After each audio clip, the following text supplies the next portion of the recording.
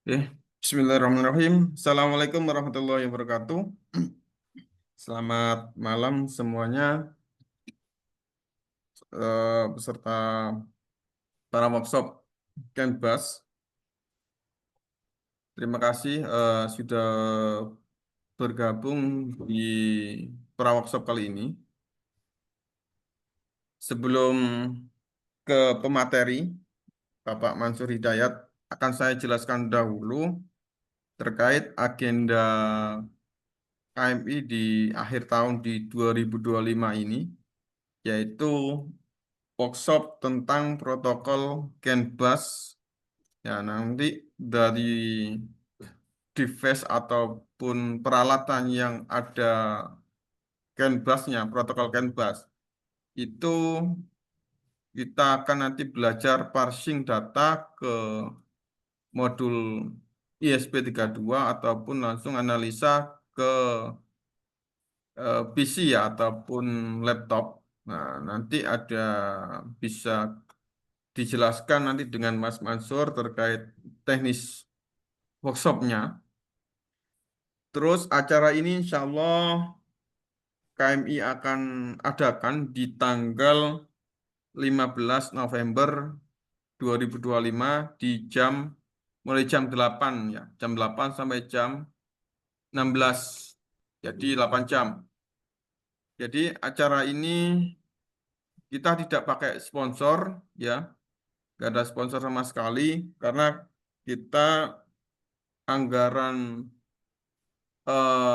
untuk ini kami dari peserta 150 dan sisanya untuk menutup perfect hotelnya itu kami ambil dari dana cash KMI ya. Jadi sebagai apa agar dana KMI itu juga terserap sebagai pembelajaran teman-teman KMI gitu. Jadi nanti fasilitas yang didapat teman-teman ada sertifikat, kemudian makan siang, dan coffee break 2 kali, dan termasuk WhatsApp group dan door prize ya. Mungkin door prize gak sebanyak kita yang ngadain Siranas ya, karena workshop kali ini kita tanpa sponsor juga ya. Ya kemarin sempat mau nawarin juga ke sponsor karena eventnya juga dadakan ya, karena kita menutup di akhir tahun itu. Dan mungkin materinya yang nanti ada penjelasan dasar Canvas, kemudian analisa data Canvas, kirim data Canvas di laptop dengan Node-RED, atau kirim data Canvas ke IoT dengan ESP32. Dan lokasinya event ini yaitu di Jogja, di Hotel Platinum, tepat lokasinya di depan Bandara Adi Sucipto. Ya, jadi kalau yang dari luar kota kayaknya bandara itu sudah nggak difungsikan buat penerbangan kok ini ya, sipil, dan nggak tahu tuh kayaknya nggak digunakan. Jadi itu depannya pas bandara. Jadi itu terkait agenda workshop KMI yang insya Allah diadakan di tanggal 15. Silakan jika ada mau ditanyakan sebelum kita lanjutkan ke pemateri. Sudah jelas Pak Aji tadi ya, Pak, insya Allah tanggal 15 Pak Aji. Ya, yang mau daftar silakan. Kami kemarin pesan di hotel di Jumpa 50 pack.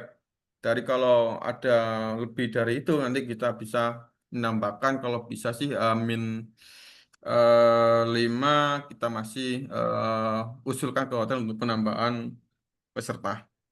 Oke, itu aja dari saya. Terima kasih. Saya akhiri. Wassalamualaikum warahmatullahi wabarakatuh. Waktu dan tempat kami persilakan ke Mas Mansur. Baik, terima kasih Kak Fuad.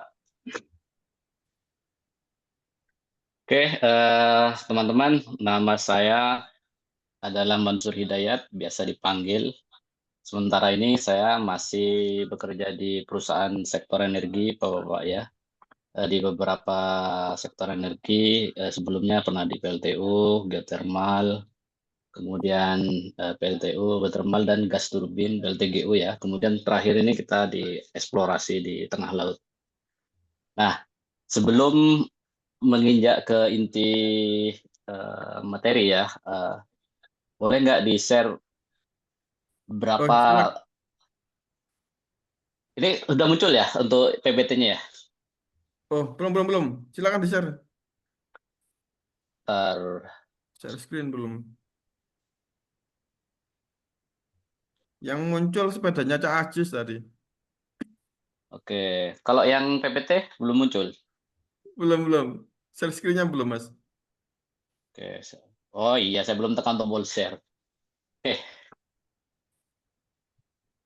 oke, sekarang peserta 32 ya pesertanya.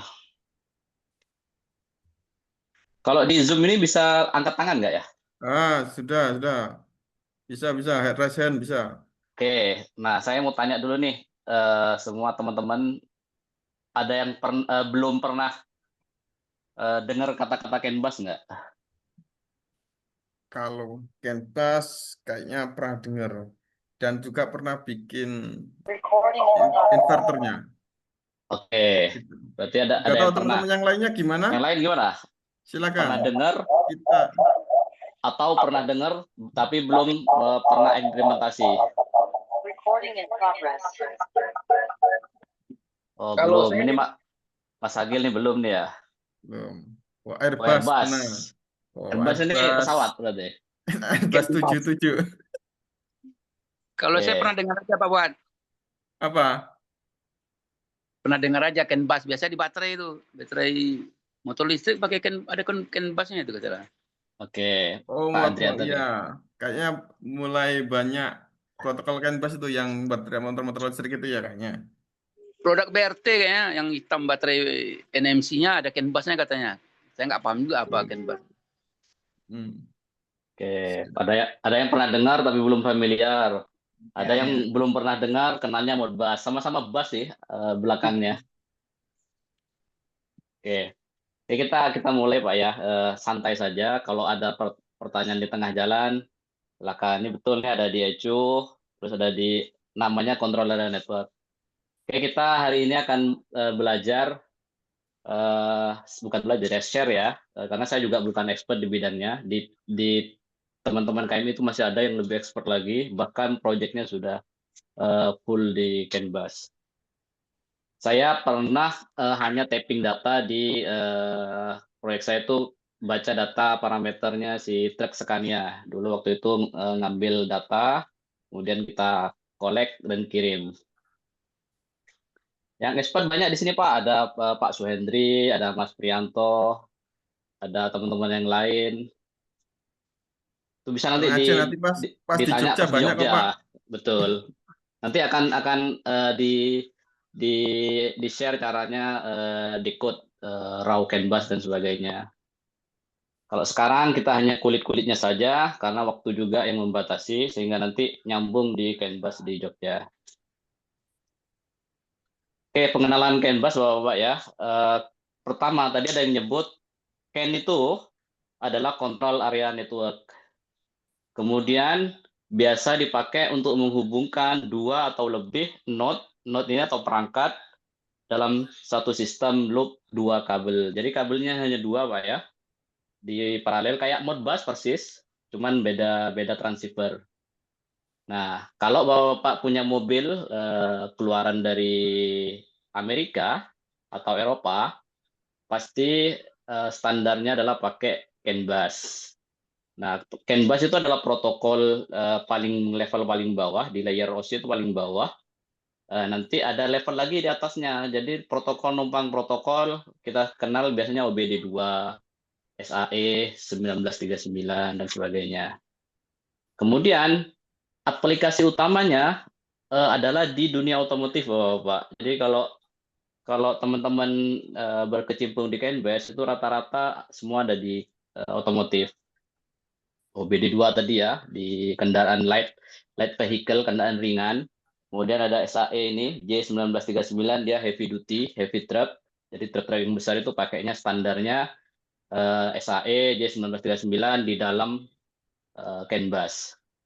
Kemudian semakin ke depan, Ken ini sudah dikembangkan ranah industri otomasi. Kalau pernah dengar lagi nih, ada namanya DeviceNet yang bisa dipakai Allen Bradley, Siemens dan sebagainya. Kemudian ada Kenopen tadi dipakai di manufaktur robotik, terus drive motor, servo dan sebagainya. Jadi protokol-protokol yang lebih tinggi dari CAN bus sendiri ini dipakai menggunakan protokol CAN bus yang dari versi level bawah, kemudian dikonvert sehingga mereka menetapkan standar masing-masing. Jadi dari CAN bus ini nantinya Bapak bisa mengembangkan mau ke arah otomotif atau ke arah industri otomasi. Bahkan kalau sudah kenal dengan CAN bus ini, nanti CAN bus ini bisa dikonvert ke Modbus. Nah, contohnya di genset Bapak kalau punya Caterpillar, terus Cumin, apalagi ya kemarin ya, Dipsy kalau nggak salah juga, itu pasti ada pot yang menyediakan pot CAN bus untuk ke I/O atau ke luarannya. Kemudian yang tadi Kenopen ya, ada robotik, medical, dan otomotif yang agriculture dan sebagainya. Untuk DeviceNet ini ada yang untuk dari PLC, Allen Bradley ke drive inverter dan sebagainya. Jadi tidak hanya otomotif saja yang dipakai, tapi sudah meranah ke industri-industri otomasi. Oke, selanjutnya apa kelebihan CAN bus dari yang lain? Banyak industri yang memilih CAN bus itu atau menerapkan CAN bus di industri mereka seperti di otomotif itu banyak faktor, Bapak. Salah satunya itu yang pertama adalah simple dan cost rendah. Kenapa?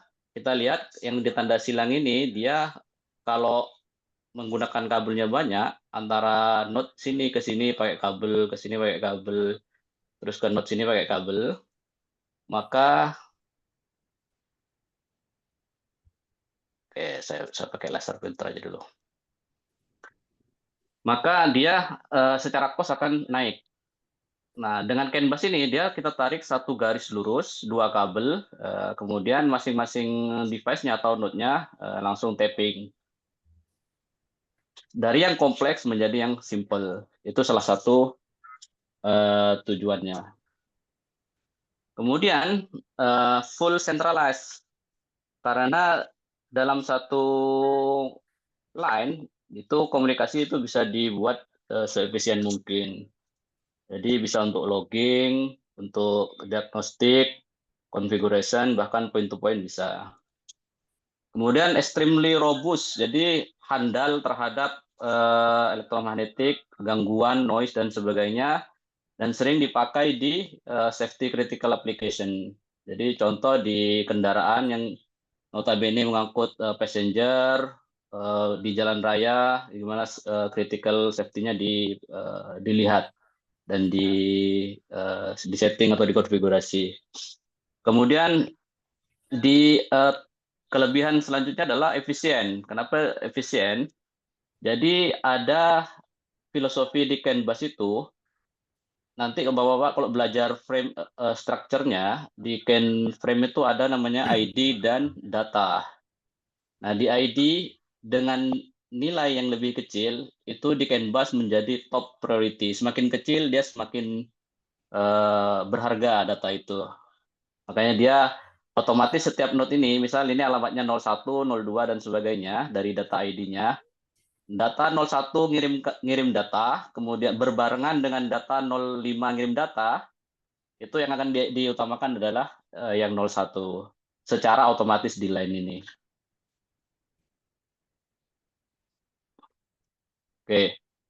Kita belajar sejarahnya CAN bus, Pak, ya, dari tahun berapa mulai dikembangkan. CAN bus ini ditemukan oleh Bosch. Bosch ini kita tahu Bosch suatu merek dagang ya, banyak dia mengeluarkan produk. Salah satu temuannya pengembangan CAN protokol mulai tahun 86. Kemudian dipublikasikan secara komersial tahun 91 dengan model CAN 2.0 alpha. Jadi 2.0A ini kalau kita pernah dengar di CAN bus itu datanya 11 bit, data ID-nya 11 bit. Nah, kemudian ada CAN 2.0B. Nah, ini lebih advance lagi. Yang semula datanya 11 bit, kalau kita desimalkan sekian ya, itu datanya jadi lebih banyak, Pak. Alamat datanya itu bisa menjadi 2 pangkat 29 lah. Jadi 2.00A menjadi 2.0B. Kemudian di tahun 93, CAN ini distandarkan oleh ISO yang ini 11898. Jadi tidak sembarang implementasi di CAN bus. Jadi semua IC, transceiver, sebagainya, pengkabelan itu distandarkan di ISO ini tahun 93. Kemudian di tahun 2003 ada standar ini dipecah lagi menjadi 118981 dan 19898-2. Jadi ada pemisahan antara physical layer. Nanti teman-teman kalau lihat di OC layernya ya, itu CAN bus itu ada di level paling bawah, physical layer dan data link. Oke. Nah, yang tadi 2.A sama 2.B ini, meskipun data ID-nya beda, tapi panjang data yang dikirim atau payload-nya itu hanya 8 byte, Pak. 8 byte itu 64 bit ya. Nah, muncul di tahun 2015, ada namanya CAN FD. Ini sekarang dipakai nih di beberapa aplikasi. Apa yang membedakan CAN FD ini? Dia bisa mengirim data sampai 64 byte sekali kirim. Kemudian 2016 Physical CAN Layer 4 data rate up to 5 bits. Nah, kalau yang di tahun 2016 ke bawah ini Pak, maksimal rata-rata di 1 bit rate-nya. Kalau kita ke UART itu kan baud rate, kalau ini bit rate itu maksimal 1 megabit. Nah, di atas 2016 ini bisa sampai up to 5 bit per second. Kemudian kita kenal lagi ada yang lebih advance lagi, CAN XL. Jadi ini kayaknya populasi dalam satu loop itu akan lebih banyak dan lebih advance. Kita masih pengenalan CAN bus itu di sisi sini Pak. Jadi di 2.0A sama 2.0B. Mungkin dari sini ada yang ditanyakan, bisa monggo silakan. Oke, silakan. Kalau ada yang mau tanyakan ya, kita saling sharing. Mungkin saya coba bertanya, Cak Mansur, Boleh yang silakan. di Kita saling koreksi ya. Kalau saya ya, salah silakan dikoreksi. oke siap. Ya coba yang di awal tadi, Cak Mansur. Yang awal tadi, slide awal. Yang terkait ini, kelebihan Oh, kelebihan kelebihan. Canvas. Ya, kelebihan Canvas. Em, Kalau Canvas ini kan yang slave pun bisa jadi master gitu ya. Oke, di CAN bus itu tidak ada master atau slave aktualnya ya, karena kan semua semua node atau device bisa saling berkomunikasi. Cuman yang menjadi patokan atau rule of thumb-nya di CAN bus, siapa yang mengirim data paling paling kecil ID-nya itu akan diproteskan di sini. Nah, kapan ada slave, ada master, tergantung aplikasi kita. Contoh nih, kalau di CANopen tadi, Mhm. di CANopen yang ini, itu ada slave dan master. Mhm. Nah, dia yang dari awalnya tadi CAN bus tidak ada slave master, mereka bikin standar higher level protokol lagi, mereka membuat slave dan master kata-katanya itu. Berarti ada yang request, ada yang jawab, atau ada yang broadcast tanpa di request, macam-macam kayak gitu. Tapi umumnya tidak ada slave dan master, berbeda dengan Modbus. Modbus kan ada Slave sama master dan master. betul. Kalau ini nggak ada. Siapa yang punya ID paling rendah, itu dia ini apa namanya akan diproteskan datanya duluan ketimbang yang lain. Terus ini kayak di dalam satu mobil, ya contohnya ya dalam satu mobil, ini kan jaringannya kan Canvas nih. Nah, kemudian kita ingin mengetap datanya atau misalkan kita mau kontrol lampunya lah ya. Lampu yang di mobil ini misalkan nih, eh, kan sebenarnya kan lampu ini kan sudah ada kontrolnya di dashboardnya sini kan ya. Terus kita akan Betul, misalkan mau nambahkan nih modul ISP32 ya, yang mana betul. lampunya ini kita bisa kontrol langsung dari handphone untuk nyalain on off-nya gitu. Bisa seperti itu ya. Bisa. Nanti kalau kita tahu protokolnya di dalamnya OBD, dia bisa nulis data untuk PID sekian. Misal dia nyalain wiper, buka nutup kaca, lampu dan sebagainya itu bisa. Yang penting kita tahu eh, apa namanya format IG-nya. data OBD2-nya. Oh gitu. Nah, Jadi cara cara rata-rata semua mobil itu sudah menggunakan protokol CAN bus ini ya untuk komunikasi antar eh, lampu ataupun wiper ataupun ke mesinnya seperti itu. Gitu kaca. Nah, kalau di dunia otomotif, patokannya gini, kalau mobil itu berasal dari Amerika ataupun Eropa, umumnya pakai OBD2 protokolnya, numpang ke protokol CAN bus. Tapi kalau dia Jepang, dipasarkan di Asia, bisa jadi protokolnya OBD2, tapi layer paling bawahnya bukan CAN bus, bisa K-line dan sebagainya. Tapi kalau mobil Jepang yang dijual untuk di Amerika dan di Eropa, biasanya harus tunduk dengan standarnya mereka. Itu Oh aja gitu. ininya. Berarti kalau Betul. kayak R3 punya Jepang berarti belum CAN bus ya? Belum, Atau belum CAN bus. Belum oh CAN belum bus. CAN bus ya? Betul. Terus Biasanya Chevrolet, Ford gitu dia CAN bus. oh CAN bus ya? Terus Betul. ini mobil-mobil Cina, BYD, Wuling gitu. Nah, saya belum belum tahu standar protokolnya karena kadang Cina kalau kalau bikin bikin apa namanya eh, produk, kalau dia tunduk terhadap standar tertentu, dia pasti akan implementasi.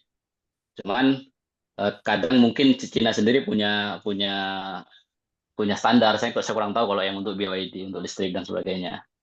Biasanya sekarang campurannya adalah LIN, LIN. Hmm. Jadi itu ada beberapa ini cara untuk transfer data. Hmm. Oke, oke, oke, siap.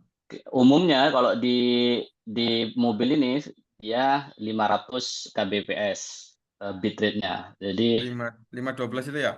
betul 500 bukan 512. Beda. Bukan 12. Oh, ini ada mobil Korea Canvas juga nggak Pak? Saya kurang tahu kalau di Korea ini ada pertanyaan juga Oh, iya. Itu yang punya mobil Ioniq itu, Pak. kayaknya.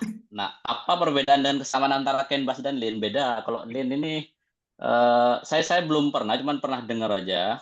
Kayaknya seperti kayak apa? Transceiver-nya tuh nanti di-convert ke UART kalau nggak salah. Saya nggak ngerti. Tapi sekarang implementasinya antara CAN bus dan LIN memang. Terus ada Itu mobil Pak, SMK. Saya nggak tahu kalau SMK. Dia ini pakai Mas, standar mana. panjang kabel itu Mas Rizky, panjang kabel berapa Oke, meter maksimalnya? panjang kabel nanti kita akan bahas di slide selanjutnya. Tapi intinya sama dengan Modbus. Semakin cepat eh, transfer datanya, maka akan dibatasi sepanjang kabelnya. Gitu. Oke, Ada siap. tabelnya nanti kita ini. Oke, kita lanjut ya. Oke. Siap, silakan dilanjut, Mas Zon. Oke. Oke, standar CAN bus pasti itu pengkabelannya itu ada namanya CAN bus low dan CAN bus high. Itu hanya dua kabel bapak-bapak. Kalau di mobil rata-rata tidak pakai seal atau tidak pakai ini ya kabel yang menyelimuti kabel utama. Jadi dua kabel biasanya ada selimutnya, nama kita seal untuk menekan noise biasanya. Kemudian kalau kita dilihat ini ada ECU 1, ECU 2, ECU 3. Jadi bayangkan di dalam mobil itu ada ECU Pak. Tapi ada main ECU-nya. ECU yang satu itu jadi seakan-akan jadi masternya. Nah, itu dia yang punya punya kontrol ke eh, seluruh sistem mobil. Contoh ECU 1 bagian engine, ngatur engine, ECU 2 ngatur rem, ABS dan sebagainya, ECU 3 dan sebagainya. Nah, begitu dia ngirim data, dia akan prepare send. Nah, misal dalam satu waktu terjadi berbarengan data, itu akan dilihat di loop sistem ini. siapa yang ngirim ID terendah, itu yang akan diprioritaskan. Kemudian setiap ECU itu akan menjawab, Pak, menerima, ngecek, dan menjawab. Jadi menjawabnya dia acknowledge setiap ECU itu. Jadi kalau dia nggak acknowledge, dianggap error di sistem ini. Nanti ada errornya. Kemudian karena ECU ini agak unik ya, CAN bus ini agak unik. Di masing-masing CAN bus itu kita bisa set ada namanya filter ID ataupun masking ID. Jadi filternya itu bisa 2 level, ada filter, ada masking. Nah, itu tanpa kita program berulang-ulang if gitu, si ECU CAN bus ini itu bisa langsung nyelek ID-nya sendiri. Contoh nih, di sini dia men-set masking atau filter ID untuk ID 1. Ini di-set filternya ID 2. Begitu ini ngirim data request ke ID 1, meskipun ini dalam satu kabel, dia akan ignore, Pak, karena dia tidak didesain untuk menjawab request data ID 1, karena dia misal ID 2 yang diterima sama dia. Nah, dia akan ignore. Itu kelebihannya CAN bus. Jadi kita hanya setting di awal aja, misal ID sekian sampai ID sekian kita akan lewatkan, kita ignore. ID sekian sampai sekian kita akan terima dan kita proses, gitu aja. Oke, tadi kan ada standar ISO sekian ya, terus ada layer OSI di sini ada 7. CAN bus itu ada di 2 layer ini, Pak. Jadi paling bawah. Jadi physical layer, kemudian kabel dan sebagainya, bit timing, synchronization, kemudian layer data link ini ada filter, overload, dan sebagainya, manajemen lah. Nah, dari ke atas ini baru kalau dipakai protokol selanjutnya yang lebih tinggi. Contoh SAE J1939, OBD, maupun CAN-Open itu mainnya di sini, Pak. Nah, nanti Bapak-bapak sekalian, sebelum naik ke level ini, kalau bisa itu harus matang di layer bawah ini dulu, dari CAN bus saja. Contoh antara Arduino dengan Arduino itu kita pakai CAN bus sesuka kita, misal ngirim data apa, itu masih di level bawah, Pak.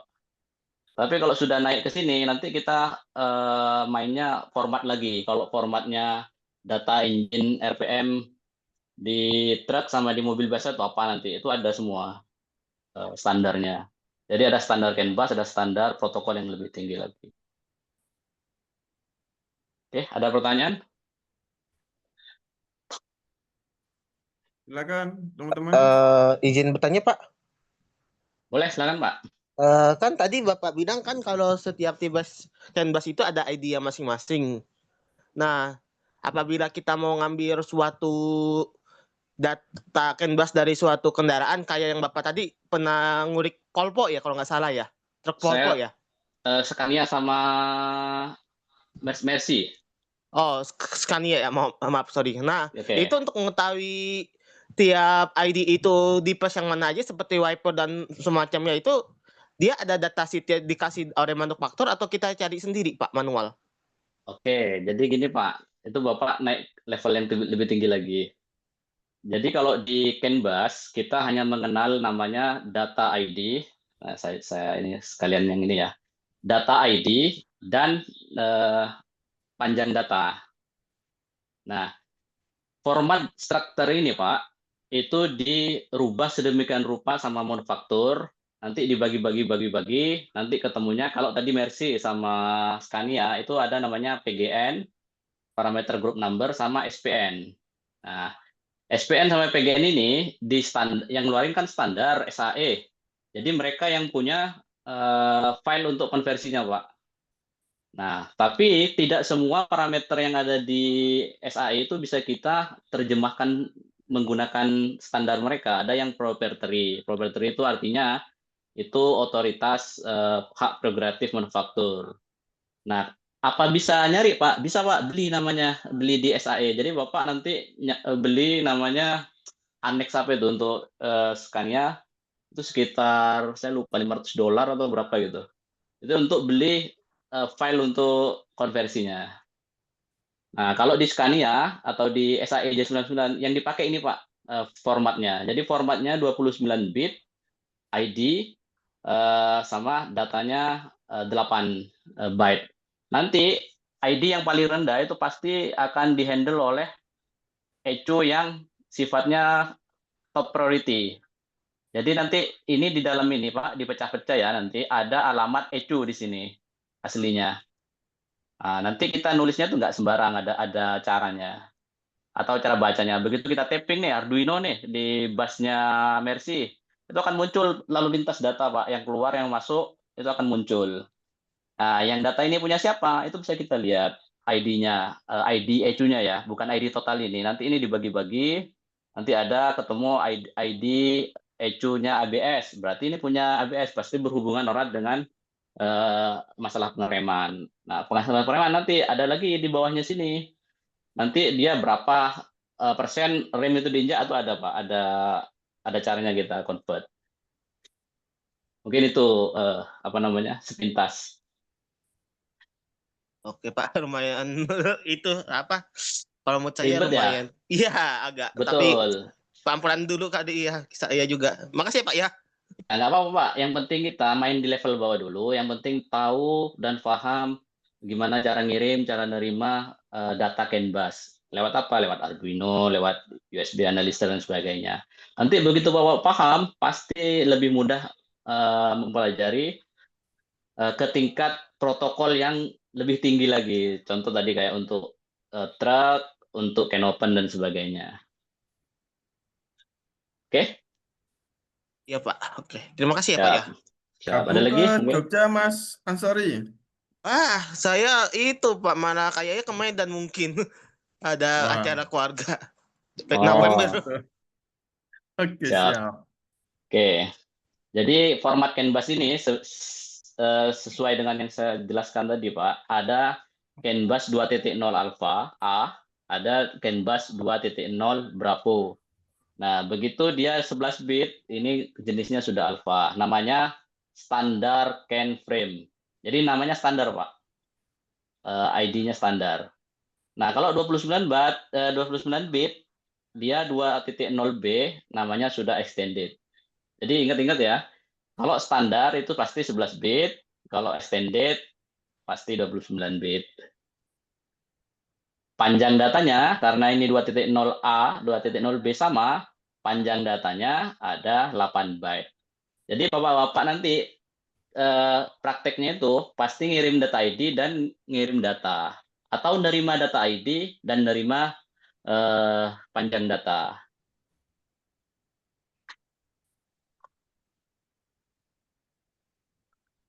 Oke, tadi ada pertanyaan bitrate versus kabel length ya. Jadi bitrate versus panjang data, panjang kabel.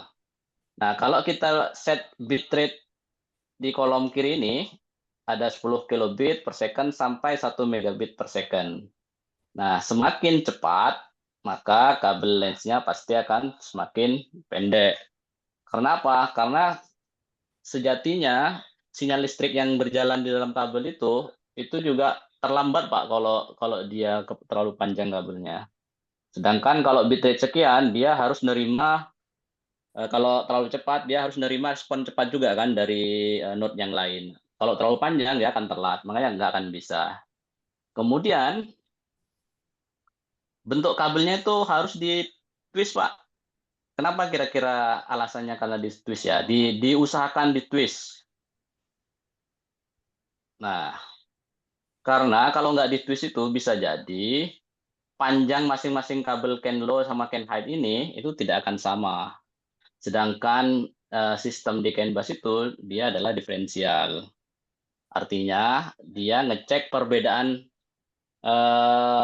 level voltage Pak, bukan ground dengan ini ya, bukan ground dengan tegangan enggak. Jadi antara tegangan bawah sama tegangan atas. Nanti kita bisa lihat kurvanya. Kemudian di ujungnya itu harus ada stopper resistor Pak. Ujung di ujung. Tujuannya apa? Dia untuk menghalangi sinyal yang di sini atau tegangan-tegangan yang di sini yang larinya cepat banget itu mantul. Sehingga kalau mantul itu dia bisa merusak struktur data. Oke. Nah, ada pertanyaan? Oke, silakan tadi ya yang terkait jarak kabel ya. Jadi bisa sampai 6,7 kilo Cak berarti Cak ya.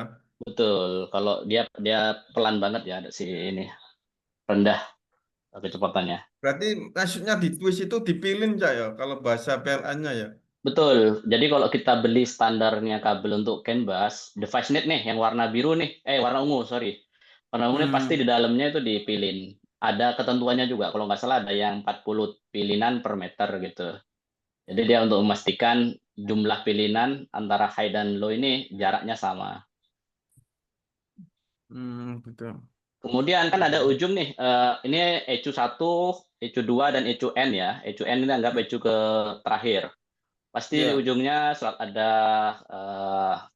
stopper 120 ohm lah ya. Bagaimana Hmm. dengan bus yang di tengah-tengah? Ini nggak perlu pakai.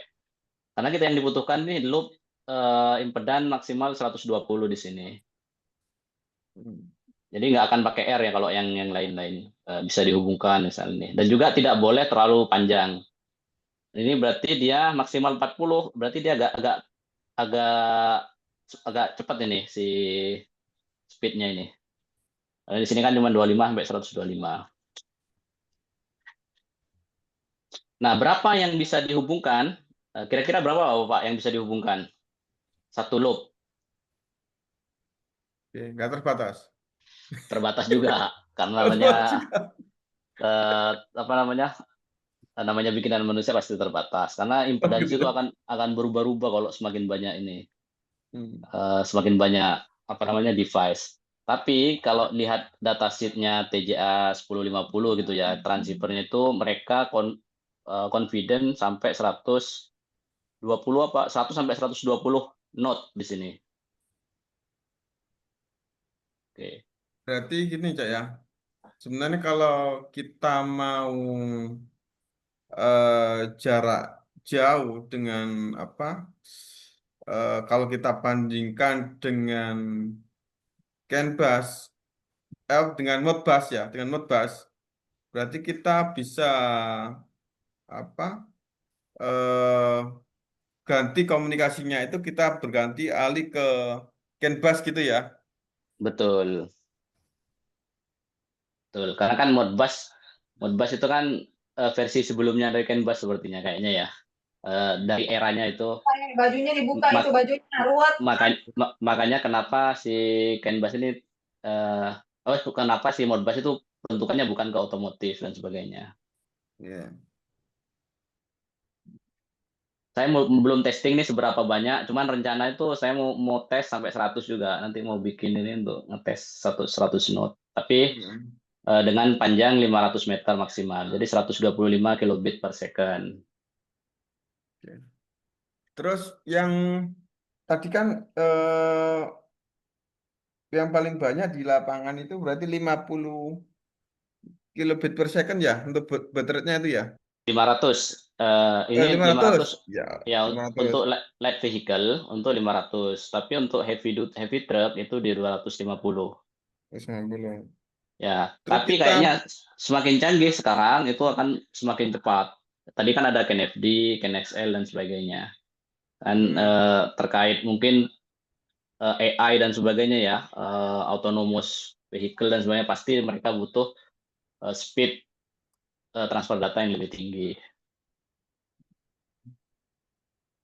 terus dalam satu pengiriman tadi kan kalau kita flashback ke belakang tadi kan ada yang 11 bit sama yang berapa 29 ya. Ya, yang extended. Nah, ini Heeh. juga ada pertanyaan juga ini. 120 knot ini standar atau extended? Saya belum bisa jawab. Sepertinya kayaknya standar kayaknya. Cuman nanti kita baca-baca lagi apakah bisa extended eh, dengan 120 knot dalam satu loop. Ya, oke. Ya. Terus yang di OBD simulator itu ada berapa node itu, Cak? Ini satu, karena kan satu aja, terus dihubungkan dengan USB, sama satunya lagi ada USB juga. Jadi hanya tiga knot dalam satu loop ya. Tapi kalau Oh, aktualnya tiga. di mobil itu bisa sampai puluhan, tergantung mobilnya, tipenya yang apa namanya yang pintar apa tidak. Oh, tiga. Oke. Silakan teman-teman yang lain, jika ada pertanyaan, masih ada yang mau sampaikan, Cak Mansur masih banyak slide-nya. Ada Lanjut. paling sekitar 5 lagi paling. Kita Oh hanya gitu. kulit-kulitnya aja. Boleh kita Oke, lanjut ya? silakan. Silakan. Ya, ini ada pertanyaan, kabelnya harus twist plus shielded, spesifik kabel CAN kah? Jadi tergantung aplikasi. Kalau aplikasinya di industri otomasi, itu mandatori dan lebih diutamakan yang pakai shielding, Pak. Jadi twist sama shield, kemudian di grounding si shieldnya.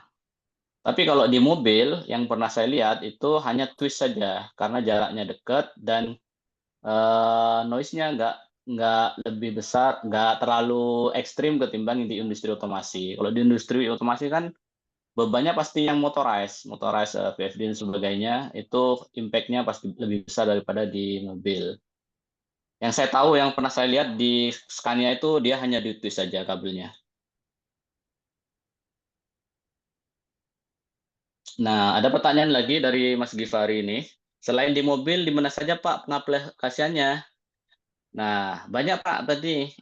Selain di mobil, tadi sudah beralih ke otomasi. CAN bus ini dijadikan salah satu protokol karena tingkat robustnya bagus, kehandalannya bagus, maka dipakai di industri yang menggunakan rata-rata untuk drive mode ya. Jadi misal robot yang banyak motornya itu, komen datanya itu sekarang sudah menggunakan CAN bus. Pakai apa? Pakai CAN open. Terus Medic dan sebagainya udah pakai CAN open. Kemudian pakai kabel UTP aman, Pak. Selama nggak terlalu jauh kayaknya aman. Karena mungkin jumlah twistnya sama ya. Dicoba aja. Saya aja pakai pakai kabel yang biasa aja nih tanpa ditwist karena jaraknya pendek masih aman-aman saja. Tapi kalau sudah berbelok-belok lewat di dekat kabel tegangan, mungkin butuh yang lebih advance lagi. Kabel Modbus bisa dipakai CAN bus. Nah, saya nggak tahu ini kabel yang mana. Apa kabel yang STP 120 itu atau yang Belden. Selama dia di twist sama ada shieldingnya, insya Allah bisa. Karena kan Modbus kalau nggak salah kan ada 120 ohmnya juga kan ya, transceivernya. Ya, untuk apa?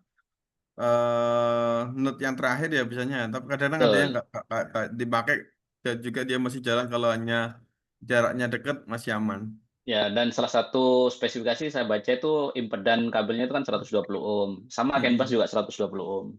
Mhm. Makanya sepertinya sama yang dipakai. Tapi untuk yang device net itu yang seperti ini itu ada ungunya biasanya. Ini memang bawaan standar mereka.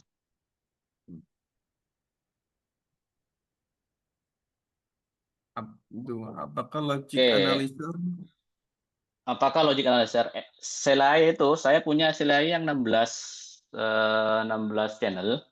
Itu dia tidak bisa baca si CAN low dan CAN high-nya, hanya bisa baca kan di sini ada CAN transceiver Pak ya. CAN transceiver itu ada kabel CAN high outputannya sama CAN low. Nah, nanti outputan dari IC transceiver ini itu RxTx. Itu yang bisa dibaca oleh Selai sama Pulse View ini.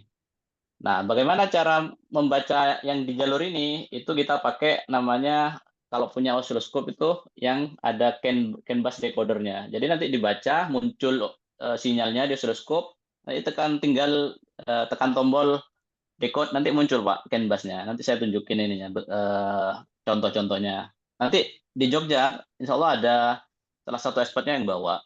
Nanti begitu nanti ditancapin ke kabelnya CAN bus, CAN high ini, dia akan muncul pulsanya, sinyal pulsanya itu. Kemudian dia otomatis akan ada data raw CAN busnya di situ pakai decoder.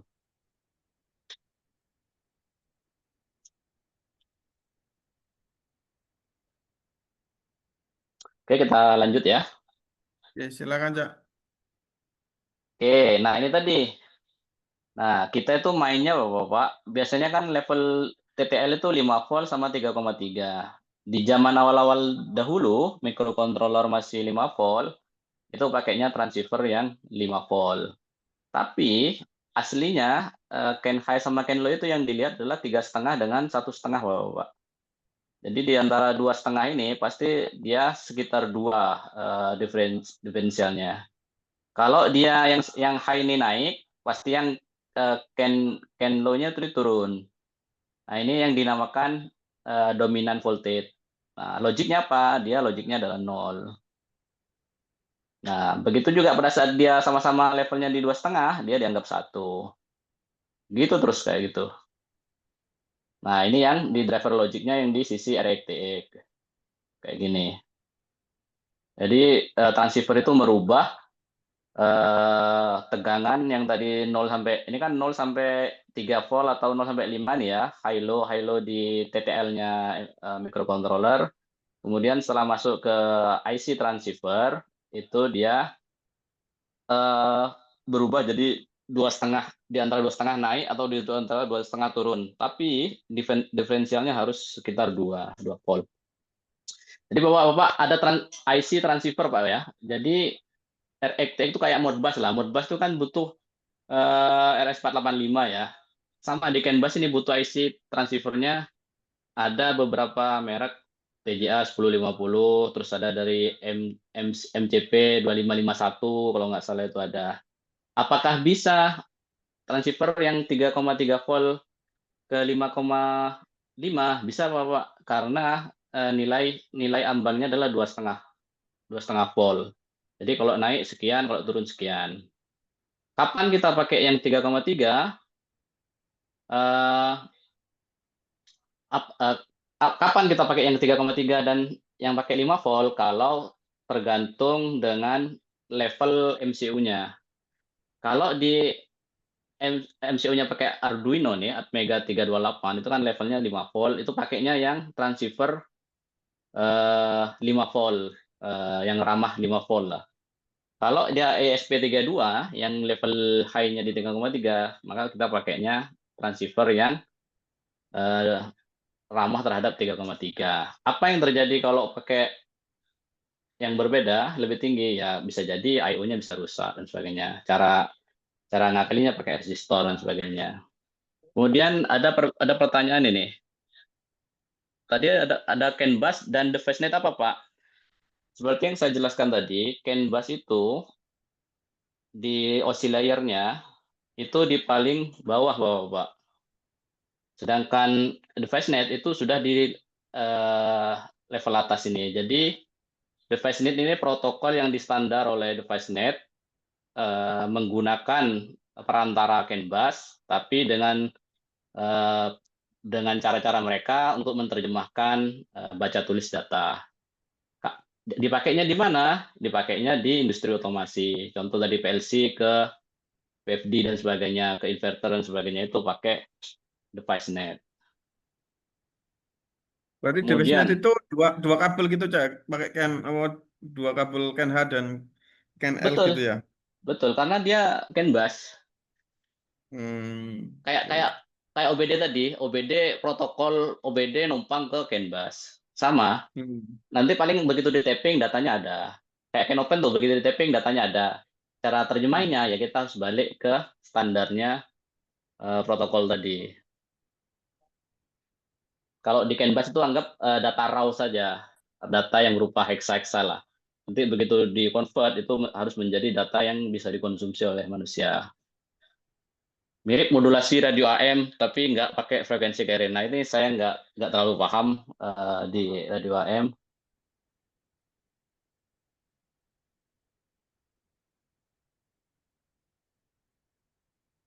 Oke, ntar lagi selesai ini. Nah, yang saya bilang tadi Bapak, kalau Bapak pernah program CAN bus itu, pasti dia ada namanya filter sama masking.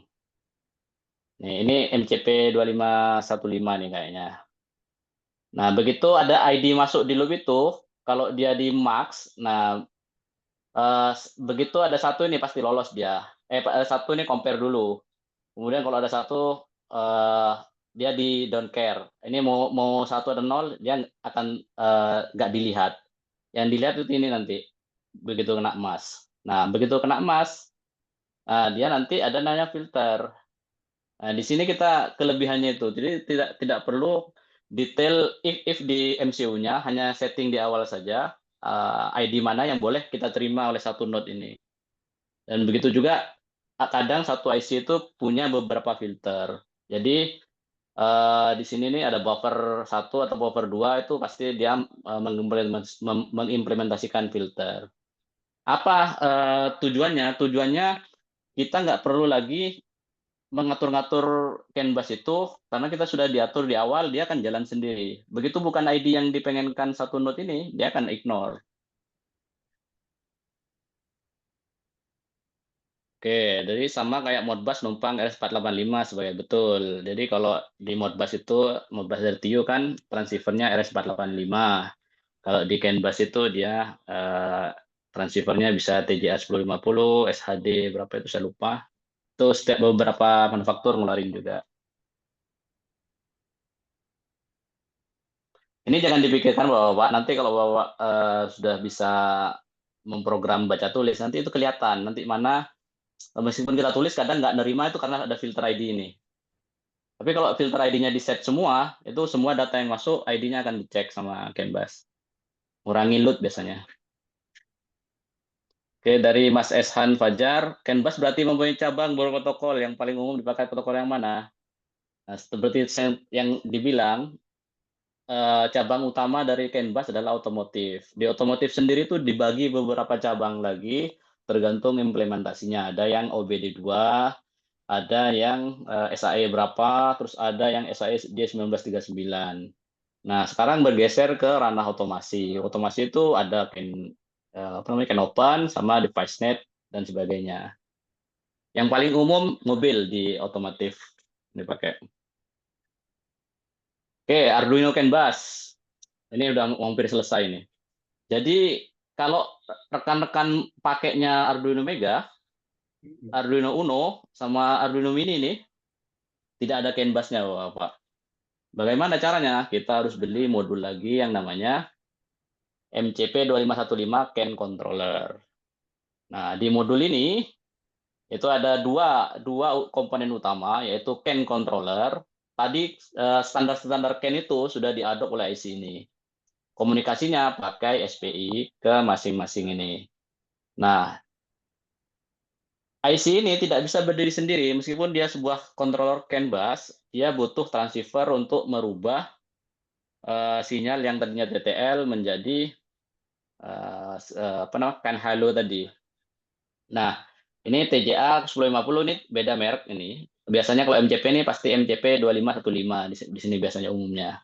Kemudian ada jumpernya. Nah, gimana dengan microcontroller yang lain?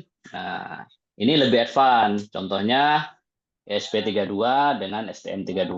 Mereka sudah embedded CAN controller di dalamnya, tinggal kita porting si I/O-nya RxTX-nya CAN. Jadi kalau di UART itu ada RxTX, di CAN juga ada RxTX. Tapi begitu RxTX ini masuk ke IC ini, keluarnya bukan RxTX lagi, namanya CAN Hilo. Kalau di Modbus RS485 keluarnya namanya Alpha Bravo A dan B. Oke, ini butuhnya apa? Tinggal ditambahin IC transceiver tadi Pak. Yang ini dipindahin di sini, tinggal porting aja RxTX. Jadi RX sama TX-nya ngambil dari salah satu pin ini, kemudian dihubungkan, udah tinggal jalan. Kemudian ada pertanyaan, Pak, mau tanya, kalau untuk alat scanner berarti menggunakan protokol CAN bus ya, karena bisa membaca data itu. Benar apa salah? Bisa benar, bisa enggak, tergantung mobilnya tadi. Kalau mobilnya menggunakan CAN bus, dia bisa menggunakan CAN bus, si scannernya sudah dilengkapi pasti dengan CAN bus. Dan di dalamnya sudah ditanamkan protokol OBD2, cara cek diagnostik, dan sebagainya. Kalau bukan CAN bus, bisa nggak dibaca dengan CAN bus? Kemungkinan tidak bisa, karena beda, kayak K-line itu beda, ini dia, beda sinyal lah istilahnya. Kemudian ESP32 yang tipe apa, Pak? Lebih tepatnya apakah ESP32 XIO? ESP yang kayak gini sudah bisa. Udah bisa, tapi dia hanya 2.0 A dan B. Jadi bisa standar sama extended CAN bus. Oke. Bisa apa saja. Makanya nanti kalau ke Jogja, kalau nggak punya USB CAN Jadi analyzer, apa? pakai. Kalau misalkan dari segi kecepatan Cak ya, kalau di Modbus kan kebanyakan 9.600 kbps tuh. Ya, Kemudian kalau kita menggunakan CAN bus, kalau hanya misalkan hanya jaraknya kurang dari 10 meter dan kita kirim data sedikit, mm-mm. Nah, kapan kita gitu pakai CAN bus gitu ya dengan Modbus gitu? Halo, Cak Fuad?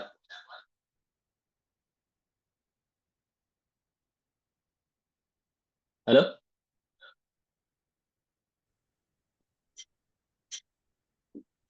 halo? halo, Eh, gimana tadi pertanyaannya? oke. Putus kayaknya Ter- tadi. ISP32 dengan CAN bus Cak ya. Berarti kan kita Ya, tadi cukup beli TTL tuh CAN bus ya, yang tadi loh, yang TJA berapa sih, betul. 1050. 1050 1050.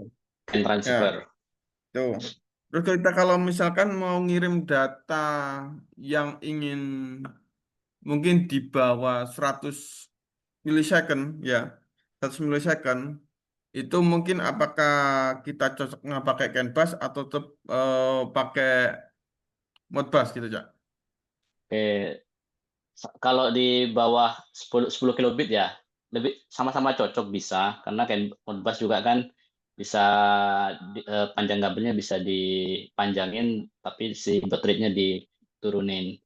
Nah, tujuan tujuan dari eh, perbedaan dari Modbus itu kan kalau Modbus kan polling sama answer ya. Jadi request terus Ya, data polling data. bergantian.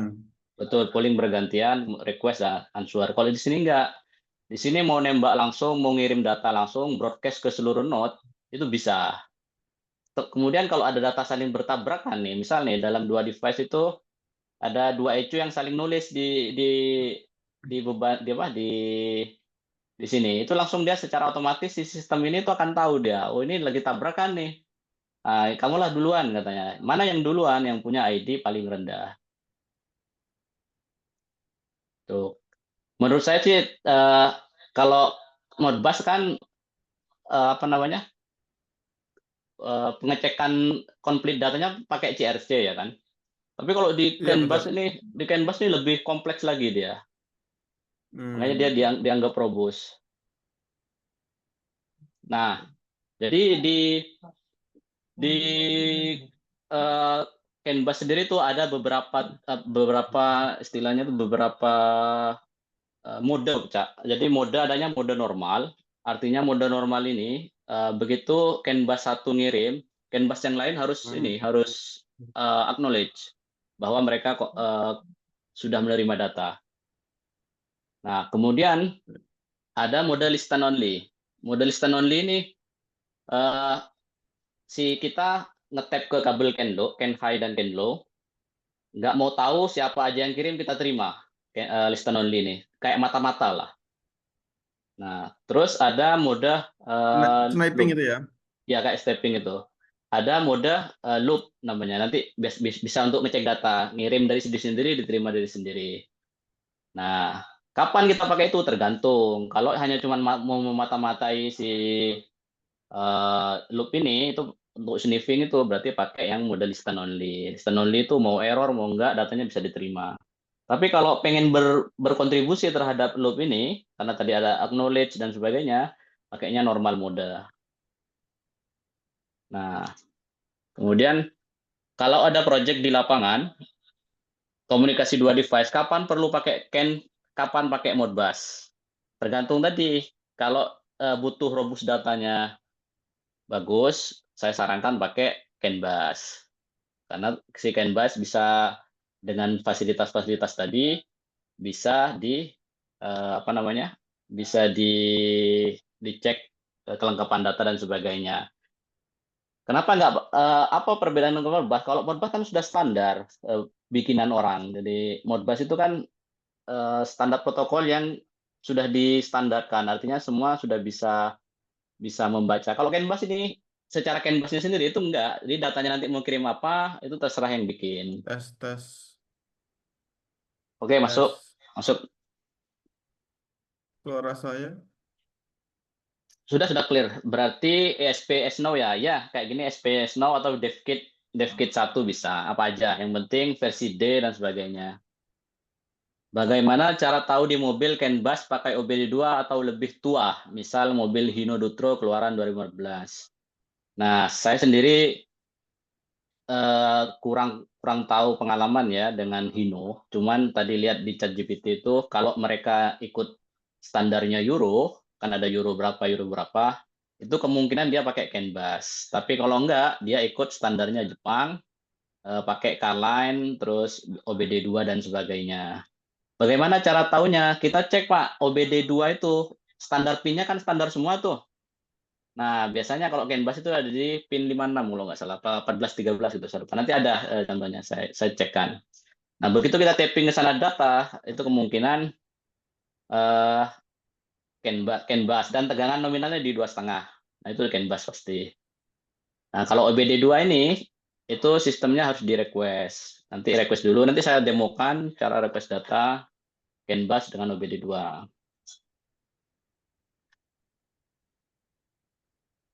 Nah, SP32 itu kayak gini.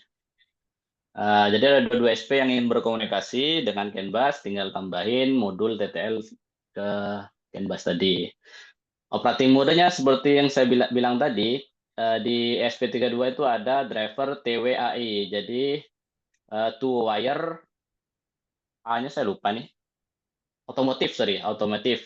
Nah, I-nya saya lupa juga I-nya apa nih.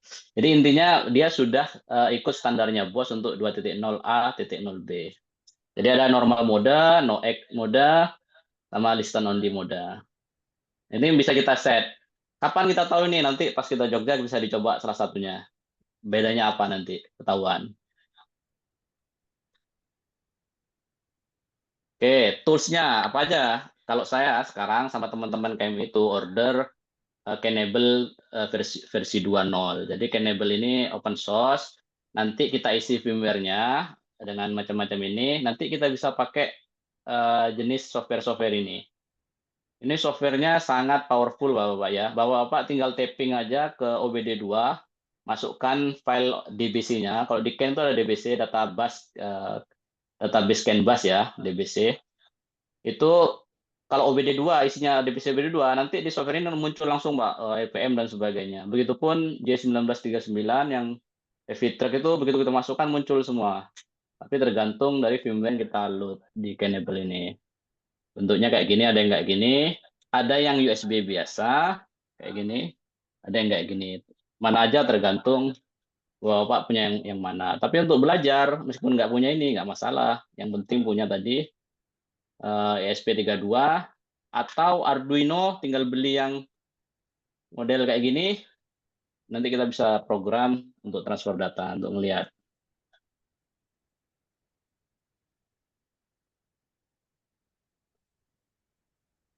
Nah, teman-teman, sekarang itu kita sudah order beberapa orang OBD simulator.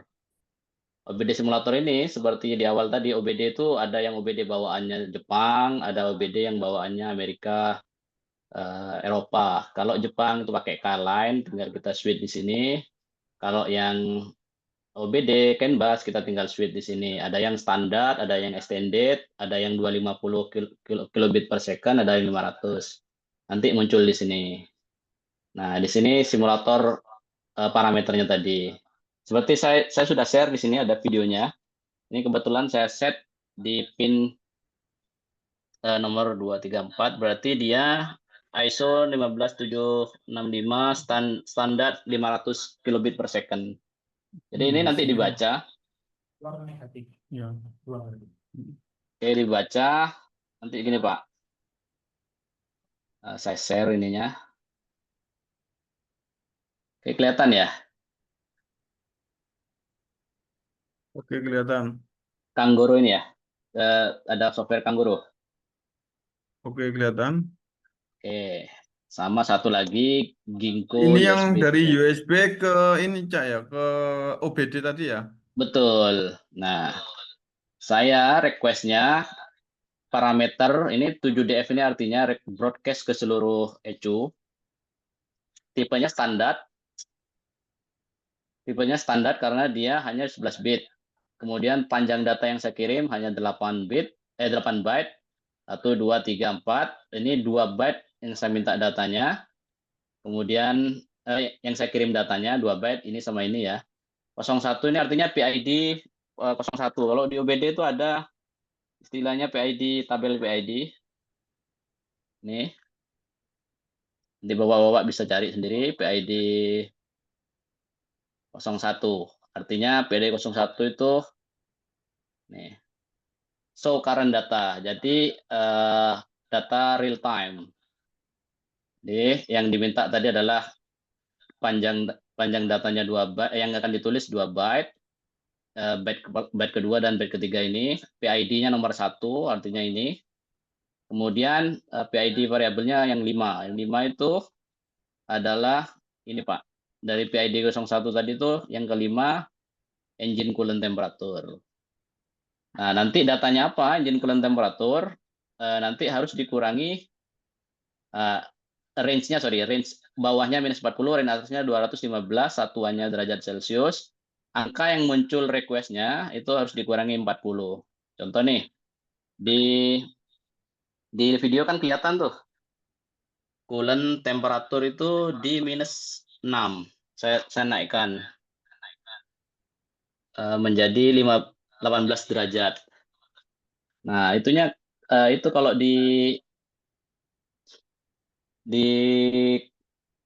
muncul di sini. Sorry, muncul nggak ya?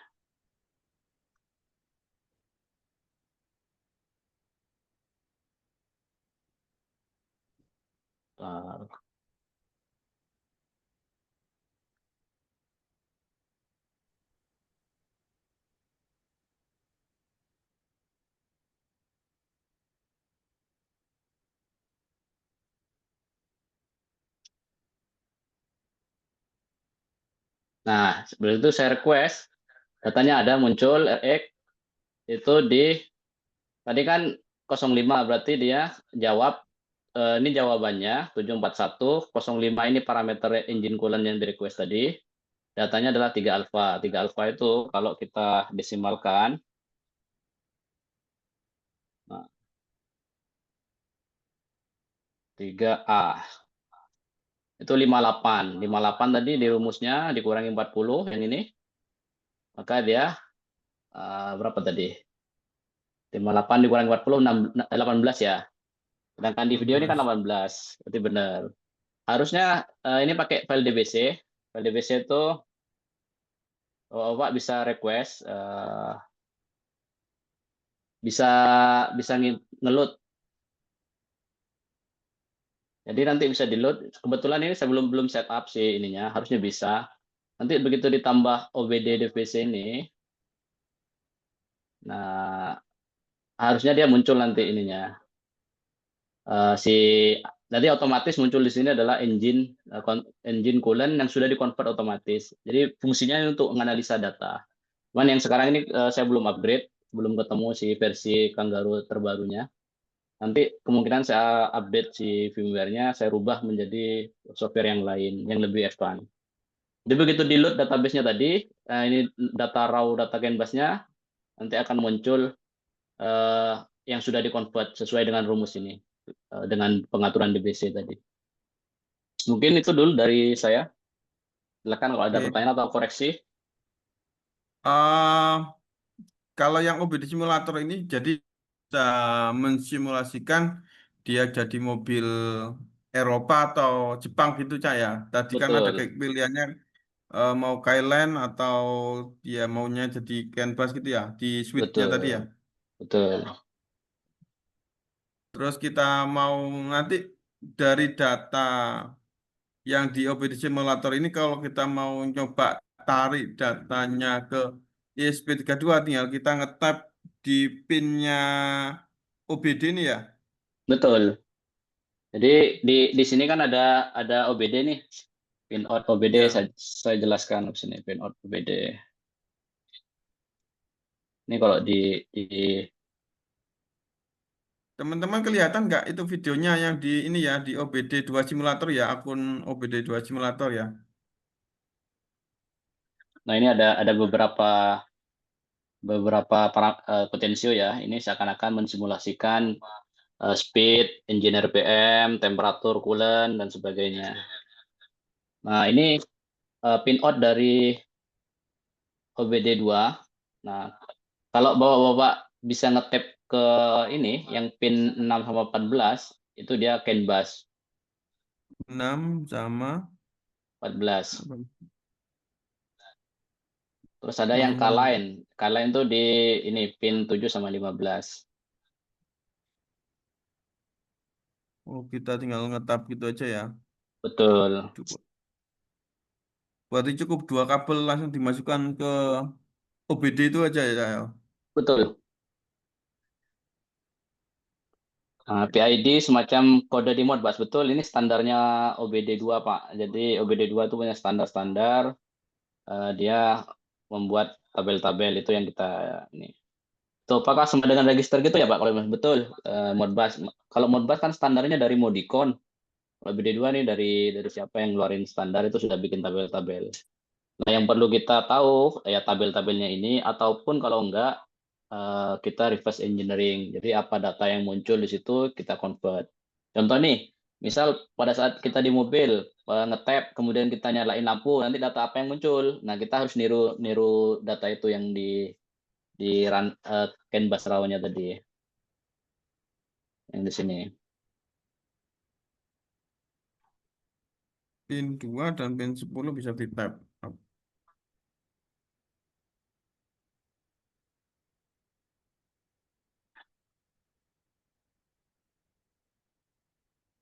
Nah, ini kan sama, ini jenis software yang lain. Intinya sama pengaturan baud rate, modenya mode normal dan sebagainya. Tadi sih bisa, kemungkinan di kabelnya enggak ini.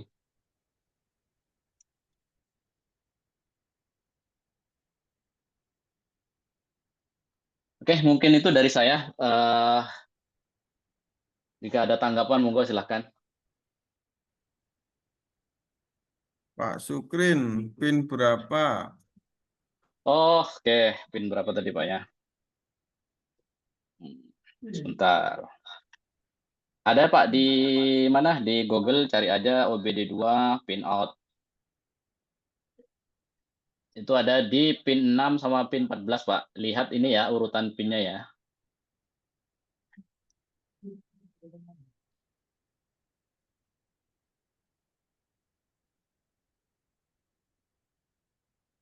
Pin 6 sama pin 14. Search aja di Google OBD2 pin out. Clear Pak ya? Sudah terjawab?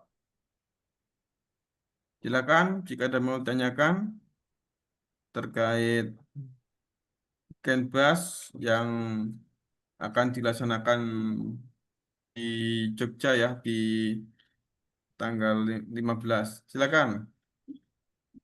Berarti nanti kalau teman-teman praktek buat di Jogja ya mungkin ISP 32 sama TTL tuh CAN bus gitu aja Cak ya untuk prakteknya ya lebih yang lebih murah meriah, simple ya. Betul. KMI juga punya kan, nanti bisa nyoba minjem sebentar, Ya gantian, buat bisa untuk OPD netting. simulatornya.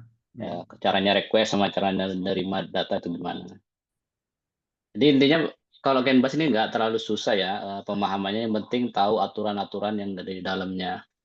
Memang di awal kalau tanpa kita baca, tanpa tidak baca ya, itu agak susah juga apa namanya penerapannya. Tapi kalau sudah sekali bisa paham cara kerjanya, insya Allah kedepannya mau naik level ke protokol yang lebih tinggi lagi itu bisa. Bahkan kita bisa bikin konverter dari Modbus ke CAN bus atau sebaliknya, atau bahkan mau ngetap kayak genset yang dengan CAN bus yang pengen ditampilin dan sebagainya itu bisa. Itu ada dari Mas Hilmi. Kalau Universal Engine Simulator dari Speeduino apakah bisa digunakan sebagai pengganti pembelajaran Canvas OBD2 simulator mengingat harganya yang lebih ramah di kantong? Bisa saja selama dia ada canvasnya. Saya nggak tahu ya harga Ya, Mas Speeduino Hilmi ya. berapa kira-kira ya? Berapa Mas Hilmi? 600.000. Lebih murah, lebih relatif murah. Bisa, bisa. Kemarin berapa Cak? 900 nih kemarin ya, OBD simulator ya? 750 kemarin, kalau nggak salah. Oh, beda 150 Mas Hilmi. Ya, bisa, harusnya bisa. Kalau ini, kebetulan saya tidak main Speeduino, jadi belum belum paham Speeduino. Mas Hilmi ikut Jogja juga, Mas Hilmi. 7, Oh, ikut katanya. 750 Mas. Oh iya, ikut ya Mas Hilmi ya. Tuan rumah kok. Hmm. Kemudian Mas Givari nih, apakah di Canvas ini memiliki enkripsi, Pak? Enkripsi tidak ada kalau di level data layer paling bawah tadi, karena hanya kabel CAN high dan CAN low. Begitu di tapping, data itu muncul, Mas. Tapi tergantung kita, data itu yang mau dienkripsi dulu apa enggak, nanti di level atasnya lagi. Itu bisa.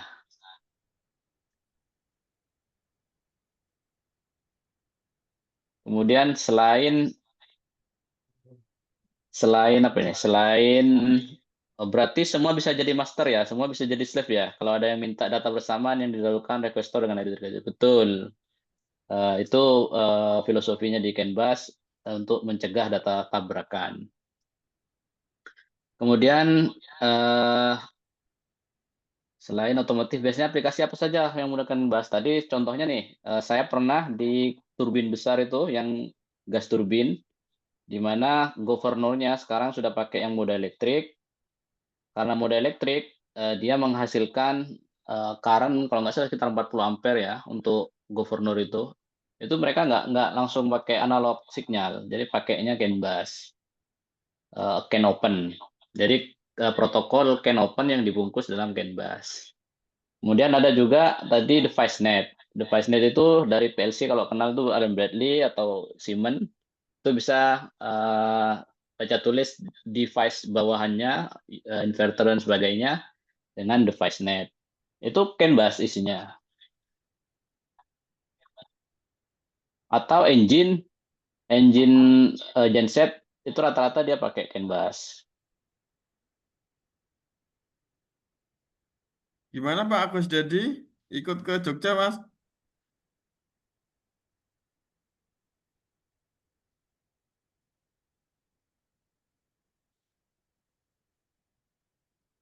Ya, silakan. Jika saya mau ditanyakan Saya tunjukin terkait apa namanya jenis-jenis softwarenya Pak ya. Banyak kalau mau ini ada Bassmaster. Ini ini advance biasa dipakai ini analiser kayak gini. Muncul ya gambar saya? Oh, belum.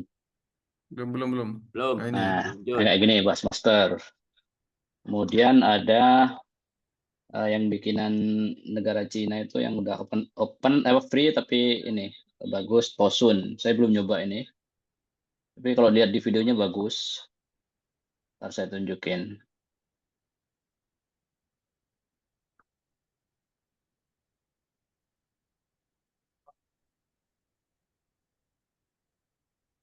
Nah, Posun. PS Master istilahnya. Agak besar ininya. Terus ada Seviken. Kalau Seviken itu open source. Kalau teman-teman dengar itu. Jadi SP32 itu bisa nanti dirubah jadi SLCAN sama kayak gini. Nah, ini bisa lihat CAN ini. Posun, PS Master. Pakai alat USB yang Canable tadi itu bisa. Tinggal firmware-nya dirubah. Download nanti.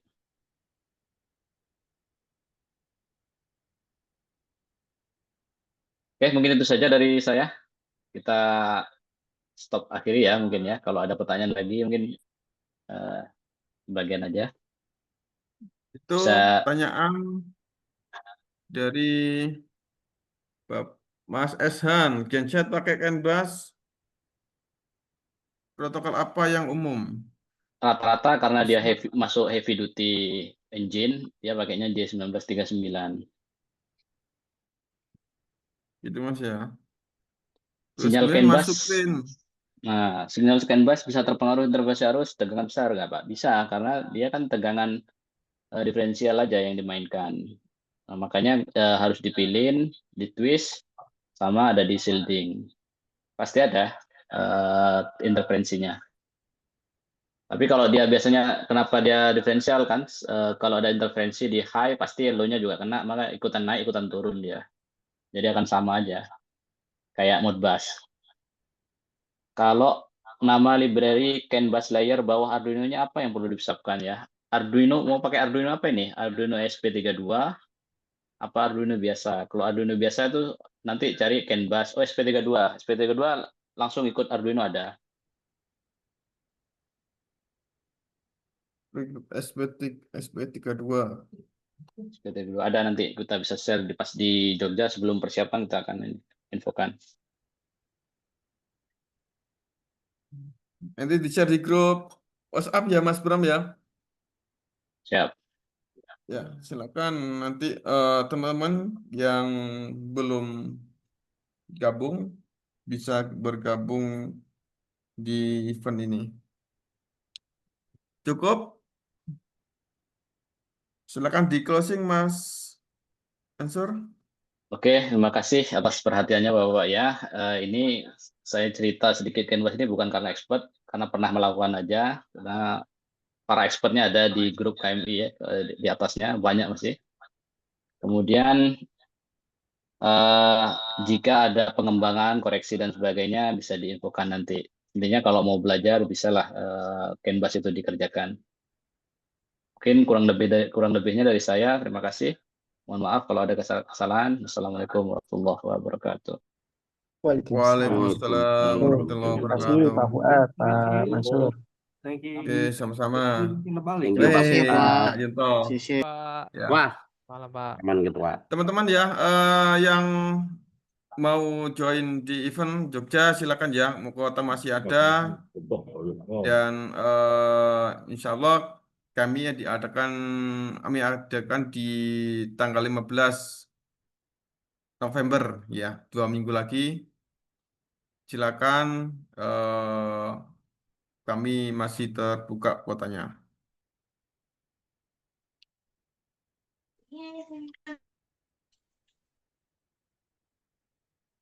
Cak Yunto baru gabung Cak Yunto. Udah dari tadi. Udah. Wisui caca. Oke siap. Jogja datang kapan Cak? Boh, paling Jumat. Jumat ya. Ya, Iya, paling Jumat aku aja. kereta jam ini ya, jam 18. Oh, Nanti sampean di Win sama ya? Cak Pri. Ya? Oh, sampean di Win. Enggak, aku kereta aku ambil Cak Priyanto nanti. Oh, Aku gak bawa keluarga. wis, foto berarti. Aku di Win. Mm-mm. Sampai ketemu di Jogja ya. Siap. Oke, siap. Izin close. Terima kasih. Wis. Yuk, matur suwun.